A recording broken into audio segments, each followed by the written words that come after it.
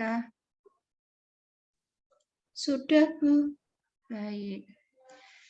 Jadi di sini yang pertama kita bahas dulu tentang kriteria desain. Jadi kriteria desain di sini yang dimaksud kriteria desain yang bagus itu untuk interior itu yang seperti apa sih gitu. Nah, di sini itu terutama sekali berhasil tidaknya suatu desain interior itu lebih dilihat porsi utama ya, karena ini kriteria utama itu lebih pada aspek fungsinya atau fungsionalnya. Nah, di sini disebutkan juga bahwa fungsi itu adalah level dasar ya dalam desain. Kita harus mengetahui tentang aktivitas atau fungsi di dalam suatu ruang agar kita dapat membuat satu desain ruang yang nyaman dan mungkin untuk aktivitas itu menjadi lebih menyenangkan. Nah, untuk memahami fungsi suatu interior, memang kita harus tahu dulu pengguna dan apa sih aktivitas dari pengguna yang ada di dalam ruang itu.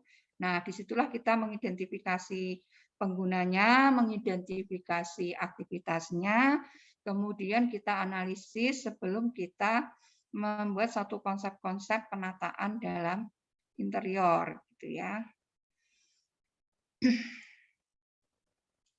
Nah, ini sebenarnya persyaratan pengguna dalam arti kita mau melihat beberapa hal tentang pengguna. Jadi yang pertama itu kita perlu mengidentifikasi penggunanya dulu. Apakah individu atau kelompok? Karena mewadahi individu dan kelompok jelas berbeda. Baik dari segi space ya ruangnya maupun kebutuhan-kebutuhan terkait aktivitasnya. Ya, terutama kuantitasnya ya karena terkait jumlah gitu ya. Apakah sendiri yang beraktivitas di situ ataukah bareng-bareng gitu ya banyak. Nah, jika berkelompok pun Anda harus mengidentifikasi sebenarnya kelompok pun berapa sih jumlahnya. Siapa tahu nanti kita menyediakan 10 kursi misalnya suatu ruang rapat. Ternyata yang rapat nanti datangnya 15. Nah, yang 5 bagaimana?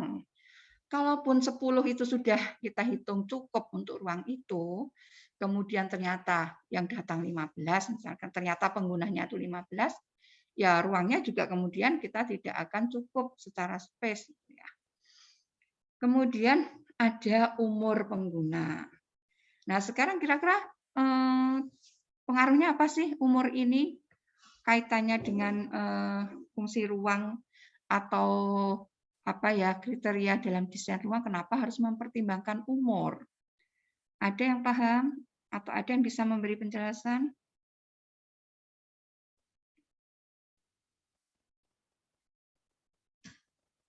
Siapa? Apa tak buat tugas saja ya? Kira-kira apa sih pengaruhnya umur ini terhadap desain ruang, terutama ruang dalam, gitu? Tuh, ada yang mau ngomong siapa? Silahkan. Tidak ada. Ya, silahkan. Izin jawab, Bu. Oke. Ini menurut saya ya, Bu. Jadi nggak tahu ini apa. Tapi kalau menurut saya umur tuh kayak berpengaruh banget, Bu, buat pengguna tadi. Ya, biasanya kan kalau misalnya anak kecil kayak butuh yang fun atau mungkin kayak lebih mempelajari. Tapi semakin tua kayak butuh yang apa ya? Yang mana bisa membimbing gitu kan. Kadang kalau misalnya dari pencahayaan misal itu kan mata rabun atau gimana gitu, jadi kayak harus lebih terang atau gimana gitu, Bu. Oke, ya. Secara garis besar seperti itu, Mas. Jadi misalkan umur ya kita mulai dari anak-anak begitu. Anak-anak punya karakter secara fisik yang berbeda dengan orang dewasa, karakter aktivitas yang berbeda dengan orang dewasa, gitu ya. Jadi psikologisnya pun juga berbeda, gitu ya. Kalau tadi misalkan saya nggak bisa lihat namanya Mas siapa. Itu misalkan orang tua warna-warnanya pun yang disuka beda dengan anak-anak gitu ya. orang tua juga secara fisik, psikologis, aktivitas juga berbeda dengan yang lebih muda, begitu kan? Artinya dengan kita mengetahui umur pengguna, kita bisa tahu karakter fisiknya seperti apa, kita bisa tahu karakter psikologisnya seperti apa, kita tahu kemudian aktivitasnya seperti apa, sehingga dalam pewadahannya kita merujuk pada karakter-karakter pengguna pada umur-umur tersebut, gitu ya. Misalkan anak-anak itu suka sekali bergerak, gitu ya. Nah, itu kan kita perlu melihat psikologisnya anak-anak juga. Oh, anak umur sekian itu sukanya bergerak ya, sukanya bergerak, berlarian, tapi dia secara pemikiran belum bisa berpikir seperti orang dewasa. Jadi apa namanya kehati-hatian dan sebagainya itu mungkin belum sebagaimana orang dewasa, sehingga mungkin perabot dan sebagainya itu kita buat yang tidak membahayakan untuk anak-anak, tidak bersudut tajam, tidak menggunakan material yang membahayakan dan sebagainya. Nah, itu secara sekilas seperti itu, gitu ya. Kemudian ini identifikasi kebutuhan. Ini hampir sama sebenarnya dengan tadi.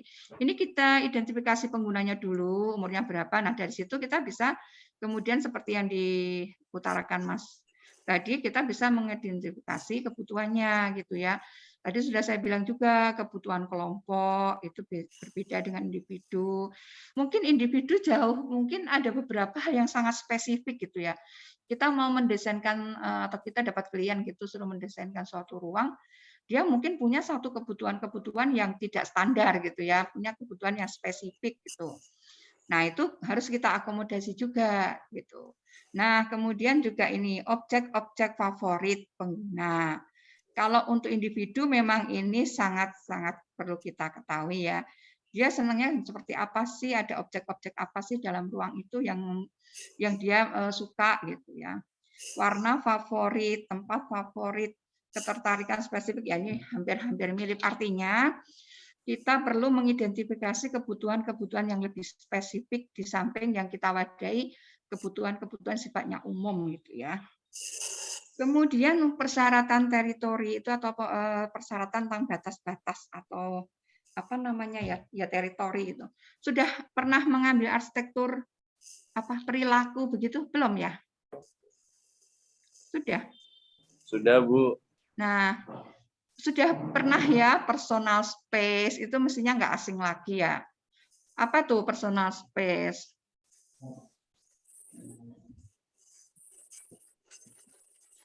Ada yang tahu yang waktu sudah pernah ikut arsitektur lingkungan dan perilaku mestinya ini sangat sudah sering dibahas. Personal space atau space secara personal individual gitu. Jadi bisa diumpamakan tuh semacam kita tuh berada kayak dalam satu gelembung gitu biasanya menyimpulkannya gitu ya. Gelembung itulah space kita sewaktu kita bergerak gitu ya. Nah, gelembung ini bisa membesar, bisa mengecil, itu tergantung dengan siapa kita berinteraksi. Sebenarnya sudah pernah itu dijelaskan seperti itu. Kalau kita berinteraksi dengan orang yang secara psikologis dekat, itu kita bisa mengempiskan gelembung kita. Jadi kita dekat itu nggak masalah gitu ya. Tapi kalau kita berinteraksi dengan orang asing, kemudian orang asing itu sangat dekat dengan kita nyaman tidak? Tidak. Nah, makanya kita biasanya mengambil jarak, kita mundur gitu ya. Artinya kita membuat space kita lebih luas atau lebih lebar gitu terhadap orang tadi gitu. Tapi dengan adik, dengan kawan yang dekat, kita dekat sekali duduk berdekatan itu mungkin tidak masalah gitu ya. Space kita menjadi lebih kecil karena kita berinteraksi dengan orang yang sudah sangat dekat terhadap kita. Itu artinya kita memadai di situ tuh untuk orang-orang yang saling tidak mengenalkah gitu. Atau untuk keluarga yang sudah dekat gitu, itu sebenarnya juga berpengaruh terhadap bagaimana kita layout elemen-elemen atau perabot-perabot dalam ruang tersebut terkait dengan interaksi pengguna di dalamnya. Nah, kemudian privacy ini juga sudah sering Anda mendapatkan tentang itu ya. Pembatasan sebenarnya, pembatasan terhadap interaksi gitu kan. Jadi misalkan kira-kira caranya apa ya? beberapa cara digunakan untuk membatasi interaksi dalam satu ruang. Salah satunya apa coba? Ada yang bisa menjelaskan? Wah, saya butuh kalau kerja itu kalau di situ tuh lalu lalang ngobrol terus saya males ya. Nah, kira-kira apa sih yang bisa kita gunakan untuk kita membentuk privacy untuk kita biar kita bekerja lebih lebih tenang, lebih nyaman gitu ya. Ya memang sifat orang beda-beda ya. Ada yang kalau kerja itu suka, wah ketemu orang, ayo, ayo, ayo. Tapi ada yang sama sekali, aku nggak mau, ya kayak antisosial gitu. Saya nggak mau, saya pengennya kerja sendiri, tuh ngobrol terus tuh nggak jelas. Artinya apa? Itu memang privacy itu perlu dilihat, ini sebenarnya yang kita mau desainkan tuh butuh privacy seberapa gitu ya. Ya, jadi misalnya bisa juga karena terpaksa gitu kita bikin pembatasan gitu loh. Kira-kira contohnya apa itu yang kira-kira bisa kita gunakan sebagai pembatas-pembatas yang sifatnya tidak permanen mungkin kadang ya. Tapi bisa Tanaman, juga Bu. tanaman tanaman yang runggut gitu ya, nggak bisa lihat secara visual, terbatasi secara visual ataupun secara audio. Nah ini secara visual saya nggak kelihatan, tapi kok audionya masih masuk ya tuh ngobrolnya keras kan. Artinya tergantung kita butuhnya mau kita batasi apanya gitu ya.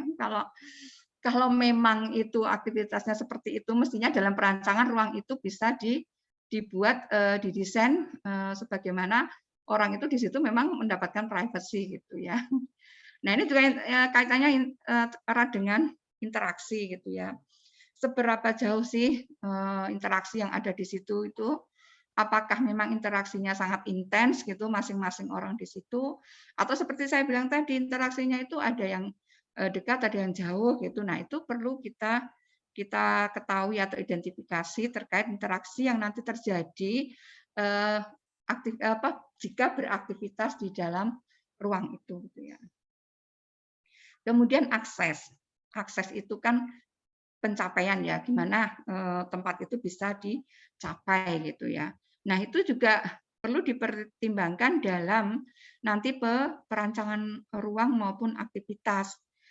Kalau memang ruang itu berhubungan dengan aktivitas yang lain, mestinya aksesnya dekat ya. Jadi misalkan saya habis di sini tuh mesti ke situ kalau kerja setiap hari. Ya jangan ditempatkan ruang yang cukup jauh, harus melewati ruang lain gitu kan. Artinya akses-akses itu perlu diperhatikan terkait hubungan aktivitas di dalam ruang gitu ya. Itu nanti begini. Besok kan ada tugas ya. Saya kemarin sudah ini kan pada butuh individu gitu ya tugasnya. Nah, di tugas nanti itu Anda juga harus menganalisis tentang ini ya, ruang gitu ya.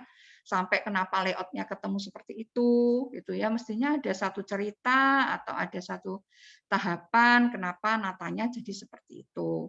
Nah, itu mestinya pertimbangan-pertimbangan dari ini tadi ya, tahu penggunanya, tahu aktivitasnya dalam satu ruang. Oke. Ini tadi satu. Nah, ini persyaratan tentang aktivitas tadi lebih ke penggunanya ya. Nah, ini ke aktivitasnya. Aktivitas itu ada yang aktivitas primer dan sekunder. Primer artinya apa? Primer apa? Wajib, Bu. Wajib. Ada lagi Kudu yang ada. bisa apa? Wajib, apalagi? Utama, Bu. Utama. Oke. Kalau sekunder kan berarti bukan utama, sampingan gitu ya. Nah, kalau Anda nanti mau merancang suatu ruang, Anda mestinya tahu ini aktivitas yang utamanya tuh apa toh gitu ya. Mestinya kan kamu lebih fokus tuh aktivitas utamanya apa, aktivitas sekunder atau pendukungnya apa. Nah, itu harus diperhatikan. Yang prioritas utama ya mestinya yang utama dulu, kebutuhannya seperti apa, kemudian aktivitas sekundernya apa gitu ya. Nah, kemudian dianalisa tentang aktivitas itu ada yang aktif dan ada yang pasif. Contoh aktivitas yang pasif ngapain misalnya?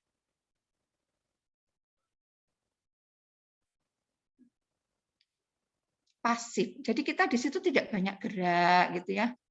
lebih banyak diam itu bisa berdiri, bisa duduk gitu ya, bisa tidur gitu. Ya, jadi aktivitas itu ada dua, aktivitas yang sifatnya pasif dan aktivitas yang sifatnya aktif gitu ya. Nah, yang pasif bedanya apa nanti dalam desain ya? Kalau kita mendesain ruang untuk aktivitas pasif dengan kita mendesain ruang untuk aktivitas aktif. Kira-kira bedanya apa ya? Izin menjawab, Bu. Mungkin kalau Ya. pasif kan, ya, kalau kegiatan yang pasif kan seperti mungkin membaca buku, mendengarkan musik, dan lain sebagainya. Jadi mungkin tidak membutuhkan ruangan yang lebih besar dan mungkin harus membutuhkan ada beberapa furniture yang membuat manusia itu nyaman gitu. Sedangkan yang aktif kan berarti banyak geraknya dan harus membutuhkan ruang yang lebar dan mungkin minim furniture seperti itu. Oke, ya benar. Jadi kalau pasif seperti tadi dicontohkan itu memang dia tidak banyak gerak gitu ya. Memang dia tidak banyak gerak tapi dia butuh satu apa namanya? Unsur atau elemen untuk aktivitas itu yang khusus juga gitu ya, kayak tadi duduk, kemudian dia baca gitu ya. Memang dia cenderung di situ tidak terlalu banyak melakukan gerak. Beda kalau yang aktif ya. Yang aktif ya misalkan di dapur gitu ya. Kita ambil bumbu di sana, kemudian kita masak di sebelah sini, kemudian kita cuci apa namanya? Cuci sayur di sana gitu misalkan. Itu kan ada pola ya, pola pergerakan sirkulasi terhadap aktivitas-aktivitas yang dilakukan gitu loh. Kalau pasif mungkin kalau kita gambar polanya ya udah diam di situ, mungkin hanya ngambil buku duduk misalkan gitu. Kalau dia berada di satu apa namanya ruang kerja atau ruang baca gitu ya. Tapi kalau di dapur mestinya kita bikin polanya tuh ini ke sana, kemudian balik lagi ke sini, ini ambil sana ke sana lagi. Nah, pola sirkulasinya juga kemudian berbeda gitu ya. Sehingga dengan pola sirkulasi yang cukup gerakannya cukup banyak itu secara pewadahan space juga berbeda. Oke, kemudian ada juga aktivitas yang sifatnya bising dan tenang. Nah, ini juga yang agak penting itu bagaimana jika aktivitas ini berdampingan. Nah, itu bagaimana kita mensiasati agar dua-duanya itu tidak saling mengganggu. Misalnya seperti tadi sudah saya contohkan, ini bising itu lebih ke audio ya. Kalau misalnya kalau interaksi tadi kan bisa terganggu dari audio bisa, dari visual bisa gitu kan. Nah, ini juga kemudian aktivitas yang sifatnya publik dan private. Di mana yang publik itu aktivitas yang semua orang bisa berinteraksi di situ, diakses orang banyak itu juga bisa. Kalau private itu ada pembatasan interaksi sehingga hanya orang atau individu-individu tertentu saja yang bisa beraktivitas di situ gitu ya. Nah, itu yang kemudian pewadahannya yang harus diperhatikan bahwa yang privat otomatis tidak mudah orang yang bukan yang tidak diharuskan di situ untuk mengakses atau masuk, itu harus bagaimana nanti desainnya. Kemudian jika ruang digunakan lebih dari satu aktivitas, bagaimana kesesuaian antar aktivitas itu. Nah, seperti saya bilang tadi, satu ruang itu tidak mesti hanya untuk satu aktivitas gitu ya. Misalkan dalam satu bangunan yang multifungsi akan banyak sekali ruang-ruang yang mungkin bersebelahan dengan aktivitas lain. Nah, kita lihat kesesuaian antar aktivitas tersebut. Kalau memang sesuai, kita bisa mendekatkan karena terkait juga hubungan ini ya aktivitasnya tuh erat gitu ya. Nah, kalau yang tidak mungkin nanti kita bisa lebih jauhkan. Ini nanti bisa digunakan untuk menganalisis aktivitas dalam ruang sebelum Anda nanti melakukan plotting atau layout untuk elemen-elemen ruang. Seberapa sering ruang digunakan? Nah, ini dampaknya apa ya? Seberapa sering ruang digunakan? Siang, malam, ini juga pengaruh juga. Siang, malam, siang harus bagaimana kita mewadainya. Kalau itu aktivitas malam, juga nanti mungkin berbeda dengan waktu kita mendesain untuk aktivitas siang hari, gitu ya. Nah, itu hal-hal yang beberapa hal yang harus Anda ketahui tentang analisis terhadap aktivitas. Nah, Ini kita sudah bicara kemarin tentang apa namanya elemen-elemen ruang dalam. Di sini ada beberapa hal yang perlu diperhatikan terkait aktivitas. Bagaimana aktivitas ini membutuhkan perabotan, itu aja lah intinya. Jumlah, tipe, style mungkin dari perabot-perabot itu bisa meja, kursi, perabot yang lain untuk kerja, tempat penyimpanan atau yang lain gitu ya. Nah, kemudian juga selain perabot itu hal-hal yang sifatnya khusus ya, mungkin agak lebih khusus, lighting, electrical, mechanical. Nah, tapi untuk bidang, maksud saya untuk kuliah saya itu mungkin saya tidak terlalu teknis ya. Mungkin lighting iya, tapi tidak secara lighting untuk sirkular, apa namanya sirkuit listriknya gimana tuh enggak, tapi lebih pada bagaimana menata lighting, efek-efek cahaya yang kita inginkan, rekayasa-rekayasa terhadap apa namanya hasil dari lighting itu, lebih ke situlah, tidak ke hal-hal yang sifatnya teknis sekali. Nah, ini kualitas tentang furniturnya. Ya, mestinya kalau furniture itu yang penting ya dia aman, nyaman ya, kita gunakan nyaman. Untuk nyaman tuh kita harus mengacu pada apa? Ada yang tahu? Biar kita duduknya nyaman, kita beraktivitas dengan perabot itu nyaman. Itu kita harus memperhatikan apa?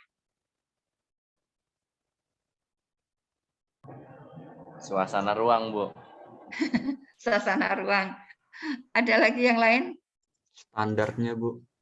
Standar apa? Standar besarannya. Mungkin kayak furniturnya dan lain sebagainya gitu. Oke, ada yang lain? Oh, ini ada yang di chatting ya, kualitas perabot, kebersihan. Nah, oke itu juga bisa, tapi yang penting itu apa? Kita harus tahu tentang struktur tubuh manusia ya. Tadi standar mungkin lebih ke arah standar secara umum tubuh manusia atau ergonomi ya. Jadi kalau orang duduk itu nyamannya tingginya berapa toh? Kita bersandar tuh kemiringannya berapa toh? Nah, misalnya seperti itu tuh nanti ada kita pelajari tentang dimensi manusia ya. Jadi lebih ke ergonomi atau ilmu tubuh apa namanya ukuran tubuh gitu ya. Itu cukup penting karena kadang duduk terlalu apa namanya tegak gitu juga nggak enak. Kita dalam berjam-jam harus tegak tanpa bisa sedikit bersandar gitu ya. Tapi bersandar terlalu apa namanya terlalu ke belakang itu juga kadang nggak enak kalau dalam posisi tertentu ya. Tapi kalau di mobil kita mau layah-layah gitu ya mungkin enak-enak saja. Nah kemudian yang keamanan. Nah keamanan ini lebih ke arah apa kira-kira ya kalau perabot tuh? Perabot yang aman tuh yang seperti apa ya? Ada yang tahu? Ya, kalau untuk anak-anak tadi sudah pernah saya contohkan ya, tapi kalau untuk orang dewasa itu aman itu apa ya kira-kira ya? Diduduki ambrol gitu ya, biar nggak, diduduki ya nggak kuat ya mungkin aman. Kalau itu kuat mungkin kalau untuk duduk itu kita nggak was-was gitu, duduki nanti anu enggak ya, patah enggak ya? Nah, itu juga apa ya bahan, kualitas tadi juga ada yang jawab kualitas bahan, kemudian apa namanya cara ini ya kadang ada bentuk-bentuk tertentu tuh kita takut mau duduk ini nanti kalau didudukin kuat nggak ya? Jadi keamanan lebih ke arah itu apa namanya bisa juga bahannya itu berbahaya apa tidak? Mungkin mudah pecah kah atau apa gitu kalau misalnya ada satu perabot tertentu. Nah, keragaman itu saya pikir sangat tergantung dengan ya aktivitas juga di dalamnya ya. Kita mau furniture yang sangat beragamkah atau mungkin dengan tema yang kita ambil juga gitu loh. Itu bisa kalau keragaman saya pikir lebih disesuaikan dengan konteks temanya gitu atau tipe bangunannya, tidak semua harus punya keragaman. Fleksibilitas. Nah, ini juga jadi semua ini mungkin lebih prioritasnya disesuaikan dengan fungsi atau tema yang kita ambil dalam desain ruang tadi. mungkin ada fleksibel, suka yang fleksibel. Sekarang mungkin karena ruang sangat terbatas gitu ya, ada yang tempat tidur itu bisa dilipat nanti jadi apa, terus bawahnya bisa kalau dibuka bisa untuk tempat macam-macam gitu ya. Kursi itu di bawahnya bisa untuk nyimpan bukunya sekalian mungkin, atau fleksibel yang dia bisa diubah-ubah gitu loh sesuai keperluan gitu. Itu juga mungkin untuk kekinian akan lebih sering menggunakan seperti itu gitu ya. Style yang kita ambil itu juga kita sesuaikan dengan memang tema yang mau kita pakai di ruang itu apa gitu loh. Pas saya suka minimalis, style minimalis ya, oke lah nanti itu yang memandu kalian memilih elemen-elemen ruang itu yang berstyle minimalis. Selain ya stylenya sudah minimalis, tapi secara fungsi standarnya dia tidak masuk juga jangan gitu ya. Pertama kita lebih ke fungsi dulu. Kalau misalnya stylenya tetap minimalis, tapi kita tetap kita tidak lepas begitu saja, kita cek lagi apakah masih digunakan itu masih sesuai untuk aktivitas maupun kenyamanannya itu bisa terjamin gitu ya. Tidak kemudian asal stylenya itu tapi secara fungsi standar tidak masuk ya. Maintenance. Nah, ini kita lebih kalau maintenance-nya susah itu juga kemudian tidak maksimal gitu loh kalau kita menggunakan itu. Yang rumit ukir-ukirannya itu ya harus maintenance-nya lebih, effort-nya lebih banyak gitu dibanding yang furniture yang polos-polos saja misalkan. Terus kemudian bahannya juga mungkin tidak bisa kita bersihkan secara dengan bahan yang sembarangan lah katakanlah, itu harus dengan perawatan khusus. Nah, itu juga mestinya perlu perhatian lebih gitu ya. Nah, kemudian terkait perabot untuk menatanya itu tolong ada beberapa poin di sini dikelompokkan terkait fungsi ya. Nah, kalau memang secara fungsional dia itu membutuhkan tata letak yang seperti itu ya Anda harus tata atau kelompokkan yang bisa menunjang orang tuh beraktivitas di situ secara maksimal gitu ya. Ya ini sama, ini penataan disesuaikan, fleksibel. Memang untuk fungsi-fungsi yang kadang sekarang juga fungsi-fungsi banyak yang fleksibel, sehingga penataan ini menjadi dituntut juga untuk lebih fleksibel. Bisa ditata begini, bisa juga ditata yang lain. Jadi misalkan kayak di kelas itu, di grouping itu kursinya tetap bisa di grouping, bisa juga dibuat klasikal misalnya seperti itu. Kalau yang kursi besar-besar atau meja besar-besar mungkin akan lebih susah kalau dibikin ditata lebih macam-macam ya. Jadi mungkin furniture yang fleksibel mungkin akan lebih ringan, kemudian tidak terlalu yang ringan, kemudian mudah untuk dipindah-pindah gitu ya, itu akan lebih sesuai. Nah ini sebentar, ini cukup banyak nih, masih banyak. Tadi sampai, nah sekarang analisis ruang. Nah sekarang misal ya, saya kasih tugas untuk tugas besar misalnya meredesain satu ruang dengan sudah ada fungsi yang ada di situ. Contoh misalkan yang lebih pada disukai itu misalkan redesain satu kafe misalnya atau resto gitu ya.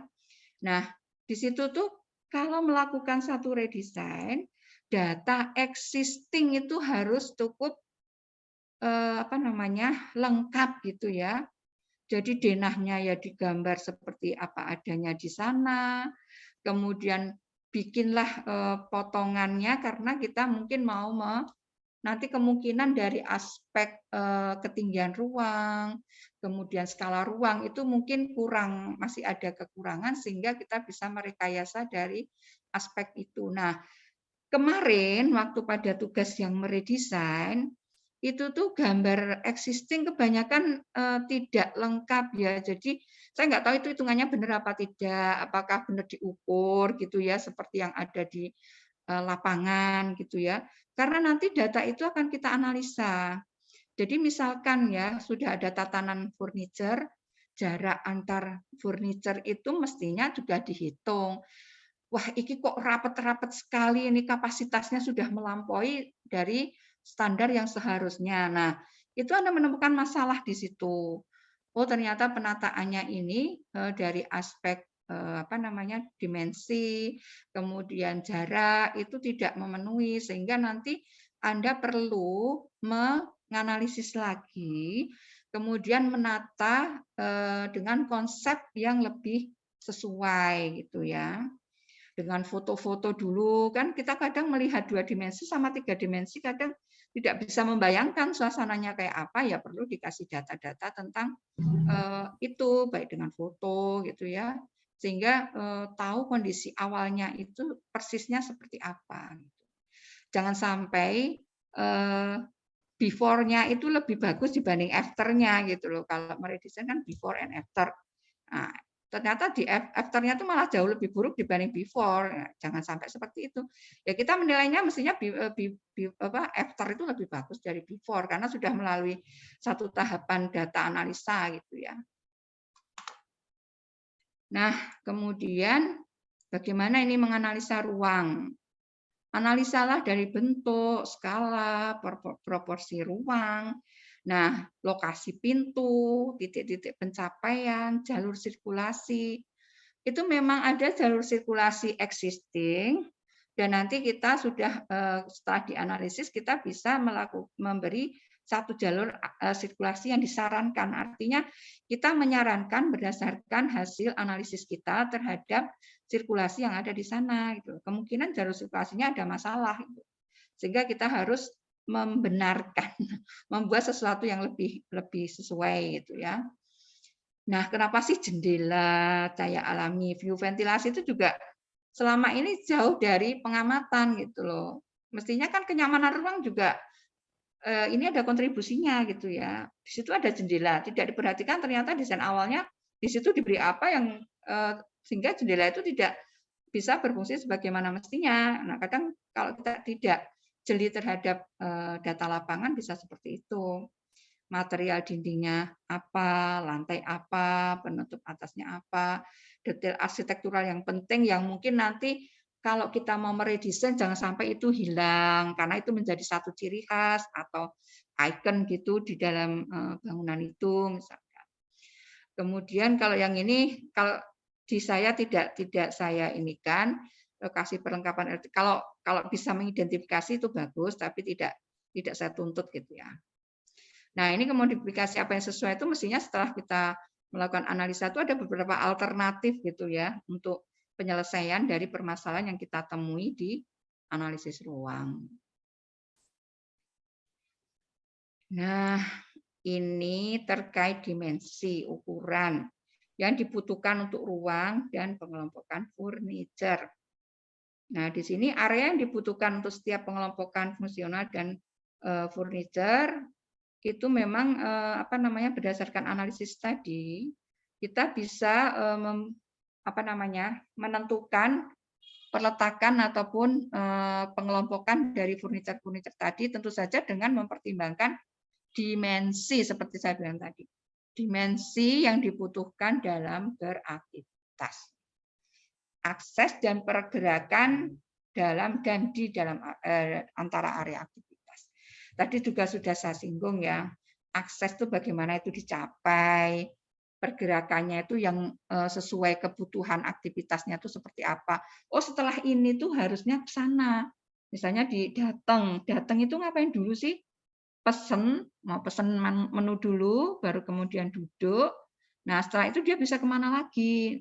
Kemudian pelayan itu jalurnya bagaimana. Nah itu mestinya dianalisis pola-pola sirkulasi dalam ruang itu, kemudian juga dihitung juga kebutuhan kapasitas orang di situ berapa, sehingga tahu furniture yang saya butuhkan itu berapa, berdasarkan sirkulasi itu saya natanya seperti apa, gitu ya. Jadi nanti kalau Anda desain untuk tugas itu juga saya tanya juga, kenapa bisa menata seperti itu, dasarnya dari mana, kenapa jumlah mejanya hanya segitu, hitungannya bagaimana, gitu ya. Nah, ini kan jumlah orang yang menggunakan sudah saya jelaskan tadi. Ini juga sudah ya. Jadi interaksi jarak sosial itu bagaimana tergantung terkait jarak ya. Jarak bagaimana orang beraktivitas di dalamnya itu berinteraksi.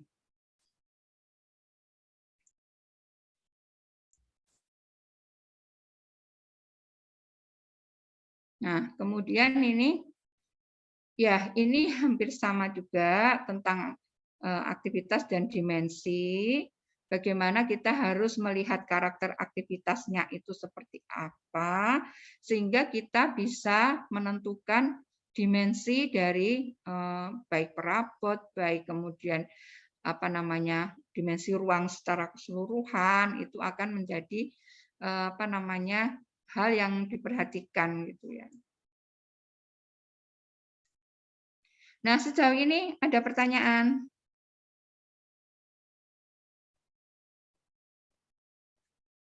Ya, ini banyak tulisan ya, karena memang banyak hal yang harus dipertimbangkan dalam analisis ruang gitu ya. Nanti kita Anda bisa waktu tugas bisa praktek apa yang diminta di sini gitu.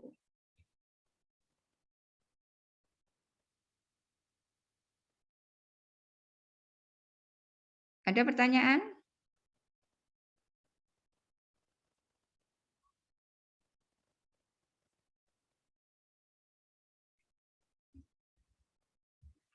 Oke, kalau tidak ada, ini hampir sama dengan yang tadi terkait konteks spasial yang sesuai dengan kualitas yang sesuai dengan konteks spasial dan cocok dengan keinginan pengguna.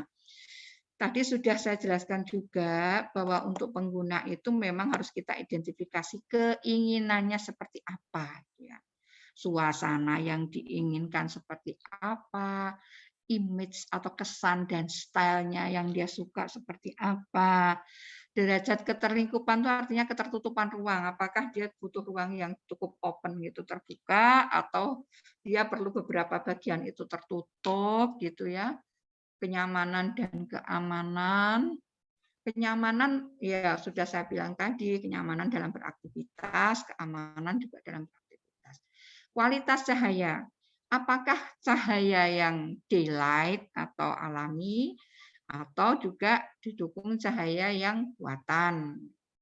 Fokus dan orientasi itu artinya di ruang itu dia lebih berorientasi dalam kemanakah atau ke ruang terbuka di manakah atau ada fokus tertentu di situ yang bisa kalau kita berada di situ tuh kita secara visual tuh bisa fokus ke arah itu, mestinya ada sesuatu di situ gitu ya. Kemudian warna apa sih gitu yang memang diinginkan gitu. Lingkungan akustik ya terkait audio gitu, bahwa di situ butuh nggak sih yang benar-benar senyap gitu, atau mungkin dia akustiknya dia lebih suka ke suara-suara alam gitu misalkan, atau yang lain gitu ya. Lingkungan termal, nah ini juga sangat tergantung dengan suhu ya, suhu dalam ruang gitu. Nah ini banyak faktor kalau suhu dalam ruang. Anda sudah sering mempelajari itu, sudah dapat kuliah tentang arsitektur berkelanjutan ya? Sudah? Sudah belum? Sudah, Bu. Sudah. Ini saya cerita terus pada ngantuk enggak ya?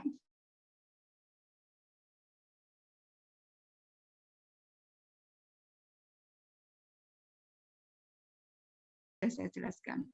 Oke, ini hampir mungkin lebih detail lagi, tapi saya pikir cukup ya. Nah, ini di mana kita tadi kan fokusnya ke analisa ruang ya. Analisa ruang itu merujuk pada aktivitas dan kebutuhan pengguna.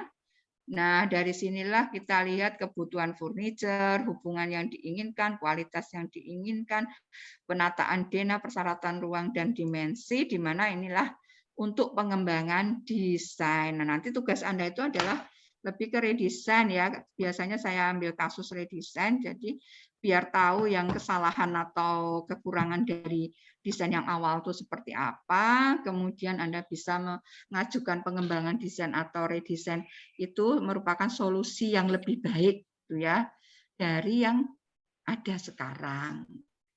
Itu. Ya nanti karena individu ya saya tuh kalau individu dengan sekitar berapa nih 184 di review satu-satu tuh ya mumet.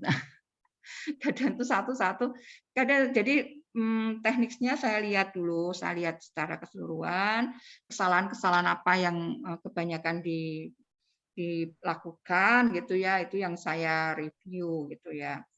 Kalau satu-satu mungkin akan lama banget waktunya untuk mengkoreksi. Tapi kalau hasil akhir tetap satu-satu ya, tapi kalau dalam proses begini, analisis dan sebagainya saya lihat secara keseluruhan, nanti bisa saya simpulkan bahwa kebanyakan kesalahannya di mana gitu, sehingga nanti bisa diperbaiki selanjutnya. Nah, ini juga hanya semacam ilustrasi dari yang tadi sudah saya jelaskan gitu ya. Hubungan aktivitas, mana yang berhubungan erat gitu ya. Kalau berhubungan erat itu mestinya gampang dicapai. Jadi kedua ruang ini bisa saling berinteraksi begitu kan. Nah, ini juga seperti apa sih sebenarnya pencapaiannya? Apakah langsung, apakah ini kan dari sini ke sana jauh ya, tidak langsung, dari sini ke sini langsung gitu. Mana yang harus dekat, mana yang harus jauh. Nah, ini ada semacam tadi saya bilang, kalau dua aktivitas itu punya karakter yang berbeda, padahal itu berada di tempat yang berdekatan, itu bisa ada semacam pembatas ya, atau rekayasa untuk apakah visual kah atau audio visual atau hanya audio gitu ya. Yang itu bisa membuat keduanya jadi merasa nyaman masing-masing karena perbedaan tadi sudah diatasi dengan satu pembatas atau ya bisa juga dalam bentuk partisi. Nah, ini nanti setelah dianalisis begitu ya, kita sudah melihat aktivitasnya, misalkan aktivitas A, B, C, D. Ini mau kita taruh dalam ruang ini. Nah, ini kan mestinya sebelumnya kita sudah dianalisis ini, bahwa A ini kegiatannya apa yang dibutuhkan, dimensinya berapa. A ini bisa dekat dengan B tidak, A bisa dekat dengan C tidak, B bisa dekat dengan D tidak. Nah, setelah kita analisis, kita bisa membuat satu akses atau pola sirkulasi bagaimana tuntutannya masing-masing gitu loh. Kalau ini nggak boleh dekat ya jangan kasih bukaan yang bisa menghubungkan dua aktivitas ini gitu ya. Yang jauh ya tolong dijauhkan, yang dekat didekatkan sesuai karakter dan hubungan masing-masing aktivitas. Itu ya. Itu yang pertama. Ada pertanyaan?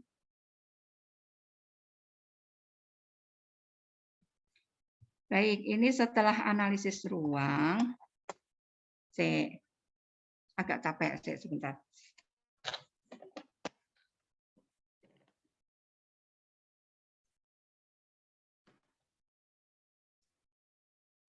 Baik, saya lanjutkan lagi tentang dimensi ya. Coba saya share dulu. Ini saya stop dulu.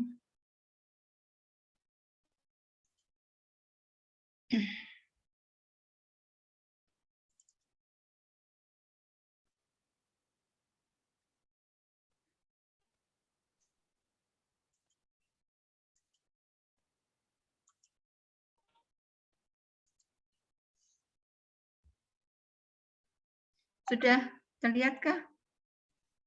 Sudah, Bu. Jadi ini kita bahas yang terkait dengan materi yang sebelumnya tadi ya.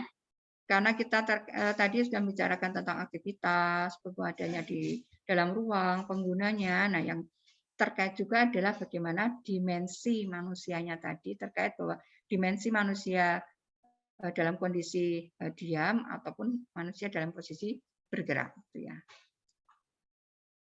Nah, seperti sudah saya jelaskan tadi, ruang dalam bangunan itu dirancang sebagai tempat pergerakan aktivitas manusia maupun ada juga yang istirahat gitu ya. Sehingga ada kesesuaian antara dimensinya itu dengan dimensi tubuh manusia sebagai penggunanya.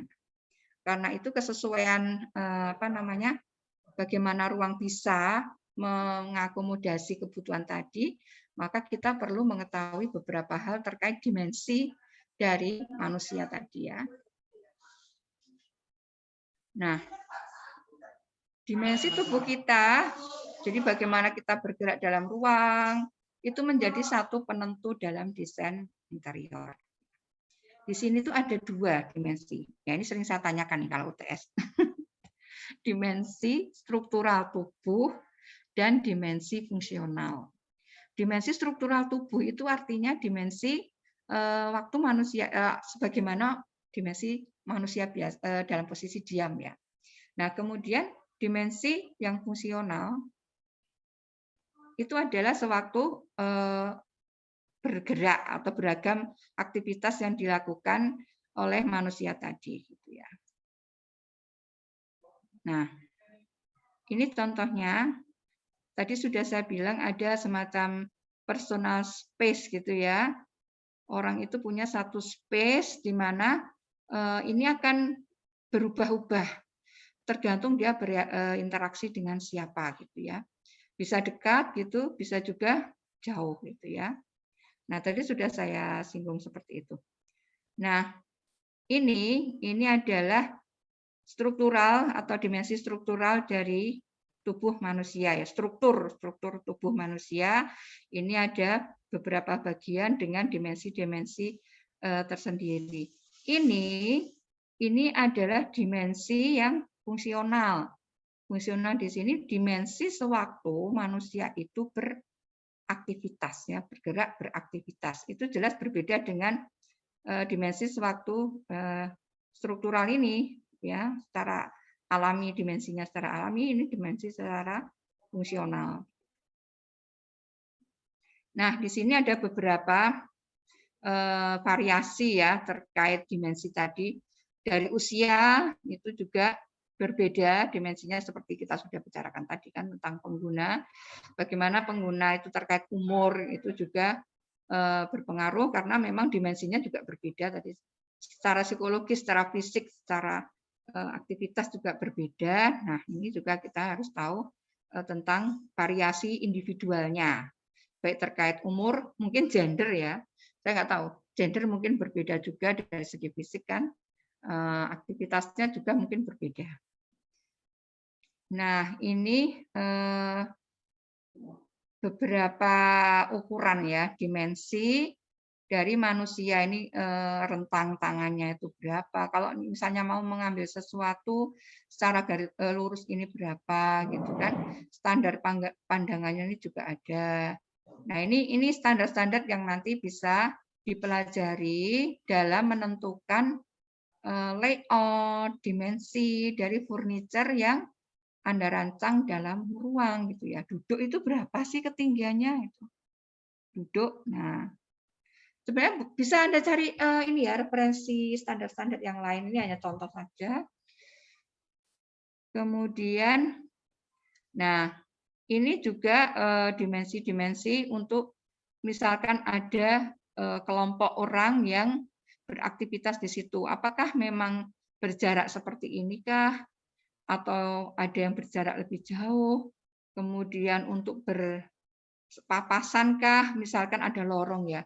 Lorong ini dimensinya berapa ya? Ya kita lihat itu lorong untuk berpapasan kah? Artinya untuk 2 orang, untuk 3 orang, untuk 1 orang misalkan. Nah, itu kan beda ukurannya. Sehingga standar-standar ini harus Anda perhatikan dalam desain itu ya. Misalkan ada selasar, itu tangga. Tangga itu untuk lewat berapa orang sih? 1 orang kah? Bisa papasan 2 orang gitu ya. Nah, ini juga misalkan ada orang duduk, ada orang lewat, misalkan ini di kafe, ini pelayannya bisa lewat, jaraknya berapa sih untuk melewati ini?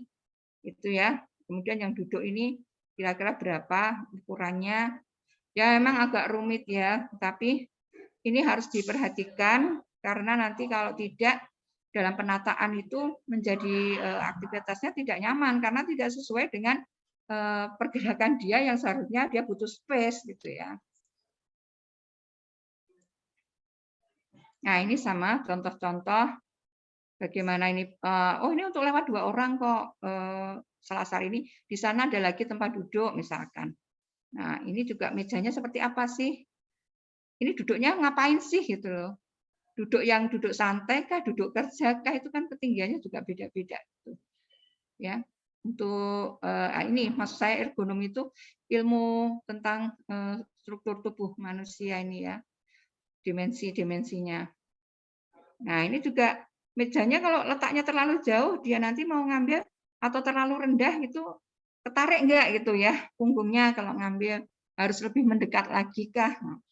Nah, kayak beginilah group sitting. Jadi artinya misalnya memang ada berkelompok tadi aktivitasnya, ngapain, duduknya santai misalkan. Nah, kalau duduknya segini mejanya seberapa ya untuk dia enak ngambil gitu ya. Kalau segini ketinggian, kalau segini, nah kadang memang kita menemui ya di lapangan gitu, kok ini mejanya ketinggian ya mau makan kok susah, duduknya agak rendah, mejanya agak tinggi gitu. Jadi kita beraktivitas menjadi kurang nyaman gitu ya. Nah, maaf ini gambarnya agak melayang. Saya punya bukunya sebenarnya, tapi kemarin tak foto ini jadi kurang maksimal.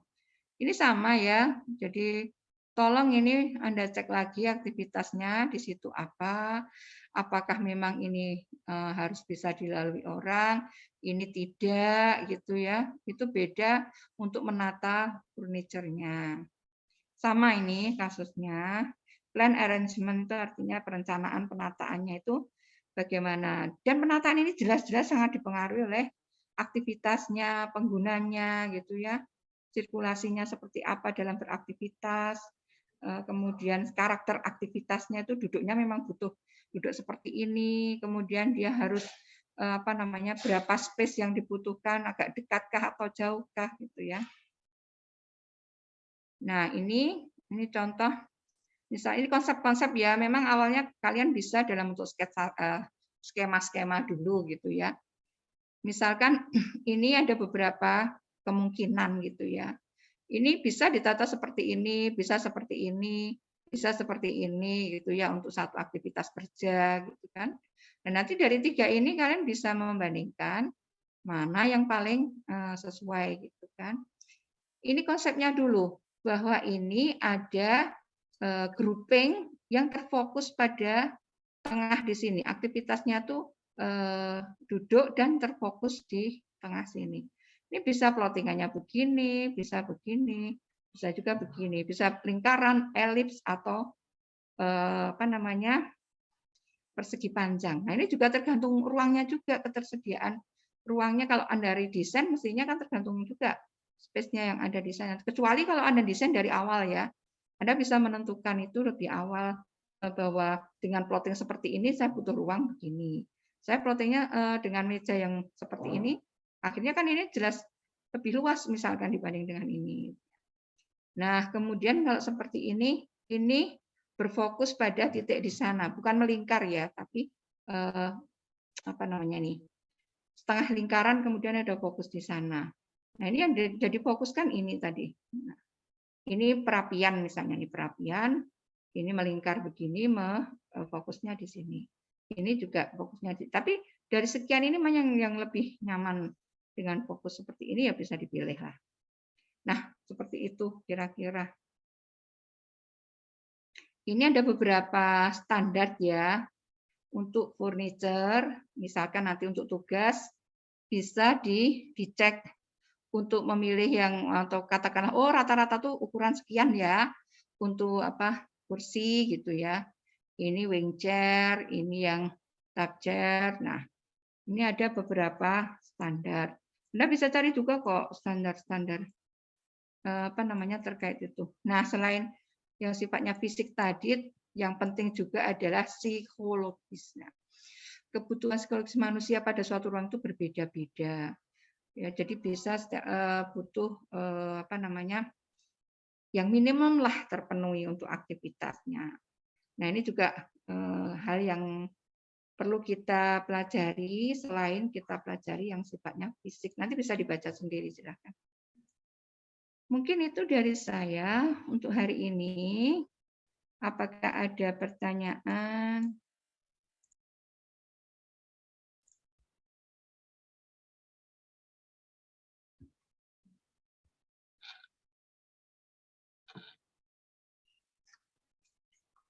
Ya, ini presensi sudah ada yang di chat tuh, kalau ada yang mau isi presensi.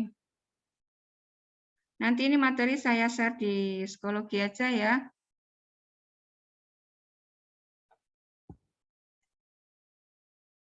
Oke, untuk tugas mungkin saya keluarkan ini ya. Ya satu pertemuan sebelum UTS. Kemungkinan sudah saya keluarkan tugasnya karena individu kemarin sudah jelas individu, nanti mungkin saya inikan untuk soalnya. Mungkin saya keluarkan 1 minggu sebelum UTS. Ini udah mau UTS ya. Oke, itu ada pertanyaan? Tidak? Tidak, Bu. Ya sudah, ini saya sudah sudah haus nih ngomong. Padahal cuma 1 jam ya, tapi karena kita ngomong terus. Baik, kalau tidak ada, nanti saya share di psikologi tolong dipelajari, karena itu juga menjadi bahan untuk mengerjakan tugas besarnya nanti ya. Tugas besar porsinya 40%, UAS 35, dan UTS 25 ya. UTS cenderung saya masih teori, seperti biasa saya selalu polanya begitu ya. UTS teori, nanti UAS sudah ke arah kemampuan desain masing-masing ya, kompetensi desain gitu. Tugas besar ya seperti biasanya semua tercakup di situ ya. Baik, kalau tidak ada pertanyaan mungkin saya tutup. Terima kasih atas kehadirannya, terima kasih untuk ketua kelas yang sudah bersedia untuk mengkoordinir presensinya. Baik, saya tutup. Assalamualaikum warahmatullahi wabarakatuh. Waalaikumsalam. Terima kasih, Bu. Sama-sama. Assalamualaikum. Jalil.